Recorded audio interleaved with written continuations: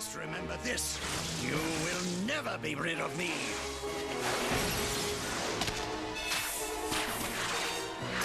Look out, Spider-Man! Spider-Man is known for being one of the most powerful superheroes around, and due to his popularity, it feels like every year both Peter Parker and Miles Morales receive some sweet upgrades to their power set. As a Spider-Man fan, I don't hate it. As Spider-Man becomes more powerful though, so do his enemies. Welcome back, Nerd Squad. Today we'll be checking in on some of those Spidey villains that we have come to know throughout Spider-Man comic history as we count down the top 10 most powerful Spider-Man villains. Alright, let's get counting. Number 10. Stunner. Angelina is one we all forget. She was for a time the devoted and loyal ally and girlfriend to Otto Octavius, who used his smarts to create virtual reality tech that allowed Angelina to live through a virtual form, an avatar who is stronger and that Angelina considered was more attractive in comparison to her true biological form. She got knocked into a coma for years following an explosion, and when she awoke years later she learned that Otto had died, though really Otto had moved his consciousness into Peter's body, becoming Superior Spider-Man. She swore revenge on Spider-Man not knowing this and once again took her virtual form of Stunner. Sadly, she was later defeated when her tech was disabled and Superior Spider-Man created a virtual version of Otto to break up with Angelina. Number 9. Chameleon. One of the Spider-Man villains who I think deserves more recognition is the Chameleon. He's not only a great and powerful Spider-Man villain, but is also one of the oldest ones around, making his first appearance in The Amazing Spider-Man issue number 1. He's been here since the beginning, baby! Dmitry Smirdyakov is also related to another powerful Spider-Man villain, Kraven the Hunter. Chameleon is in fact Kraven's half-brother. Where Kraven brings strength and hunting prowess to the table as a villain, Dmitry brings intrigue, his intellect, and originally his technology, which was responsible for him being able to transform so perfectly into any person he wished to impersonate. Later on, however, this power was later changed to instead be a power granted through an experimental treatment. He's also been known to slowly kill his victims in an acid bath, and it is their cries for help that helps him to perfect his mimicry of their voice. Number 8. Sandman. One of the most powerful villains around, especially as he can turn into and manipulate sand, just as long as there are no vacuums around for him to get trapped in, which is a thing that has happened in the comics before. Seriously, you can check it out in the original run of The Amazing Spider-Man in issue number 4. Though thankfully years later that was retconned to be a choice and not a weakness of Sandman's. So in reality, no, vacuums aren't that dangerous to the villain, who can not only reduce himself to tiny and deadly particles of sand which he can control, but who can also harden himself to be as tough as a very thick and solid rock face. Sometimes I just think, listen to what you're saying, Amanda. When you wrote that, people are definitely gonna be like, would you just say he can harden himself? But I mean his body, his form, okay? Get your minds out of the gutter. Sandman is powerful because of all he can accomplish in his sandy form, and all he can withstand. He's also played not only the part of a powerful villain and member of the Sinister Six, but has also been a powerful ally to Spider-Man at times as well. Number 7. Kingpin. When it comes to strength and influence, Kingpin is one of the best out there. I mean, or should I say the worst. He's one of the worst. When you think Kingpin, you might think of Daredevil when it comes to his greatest enemy, but although Spider-Man might not be his number 1, Kingpin has still been terrorizing the webhead in addition to Matt Murdock since the Silver Age. In fact, Kingpin made his very first appearance in the Amazing Spider-Man comic issue number 50 in 1967. How about that? Kingpin is not only physically strong, but is also known for being a criminal mastermind with enough influence that even locking him up can't stop him. He's just got that much clout and that many connections.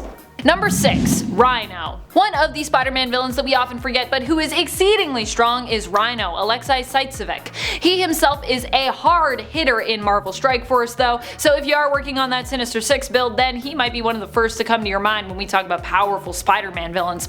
RHINO got his powers from exposure to a combination of gamma radiation and chemicals. This granted him super strength, and while he's often depicted as being not quite one of the brightest of all the villains, he still packs quite the punch with or without his RHINO armor. I gotta say though, when I think of RHINO, I still think of him first as a guy who looks like he's running around the city in a RHINO onesie like in the 60s Spider-Man cartoon. Number 5. Carnage. I was actually tempted to put Carnage even higher on this list because he's just so powerful.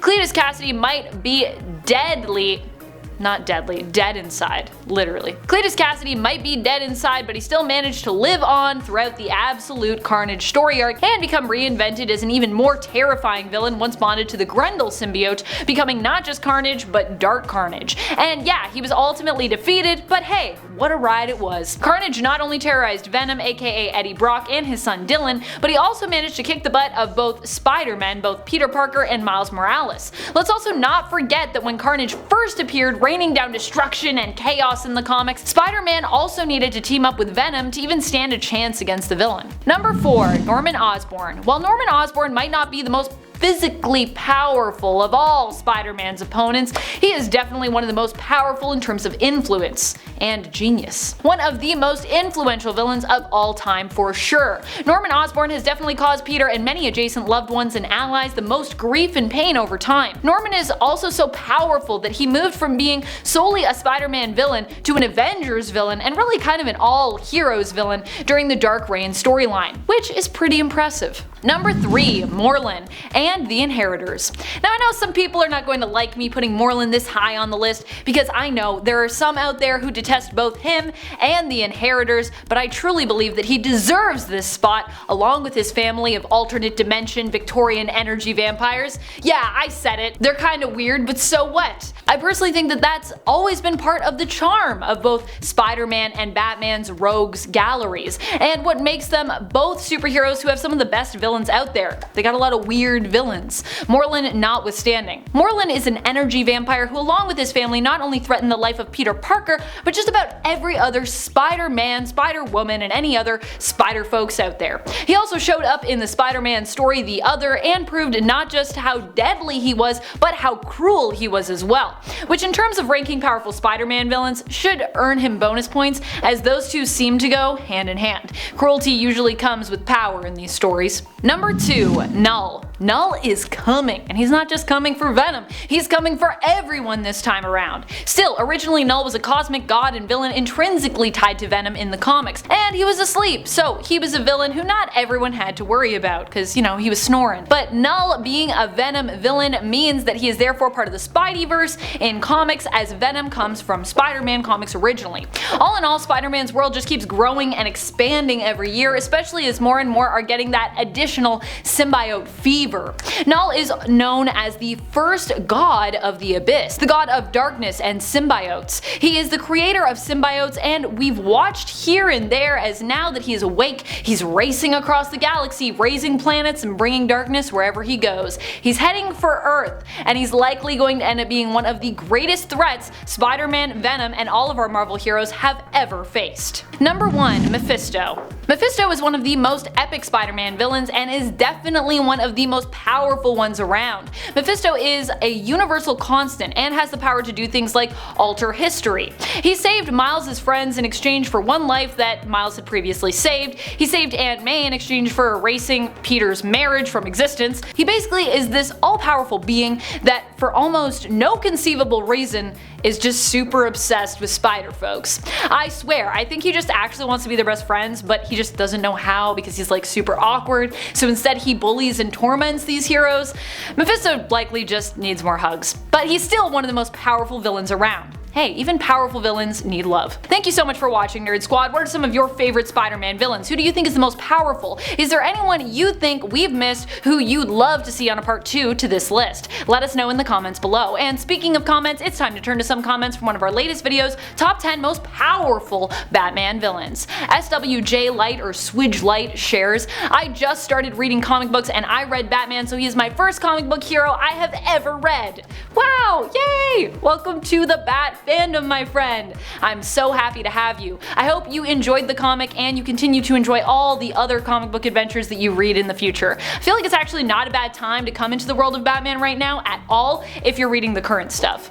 Michael Batts writes, Victor Zsasz should be brought back, but this time have him regain his vast wealth or become wealthier and gain access to high-end tech. Wow, I think that'd be super interesting. I feel like he would make a pretty devastating killing machine. I assume you'd still want him to have his killer instincts. A deranged and wealthy Zsasz, that sounds pretty terrifying to me. And that's all the time we have for comments today. Be sure to comment below for a chance to have your comments shouted out in a future video. This has been Top 10 Nerd, and I'm your host Amanda McKnight, reminding you till next time to stay nerdy, YouTube.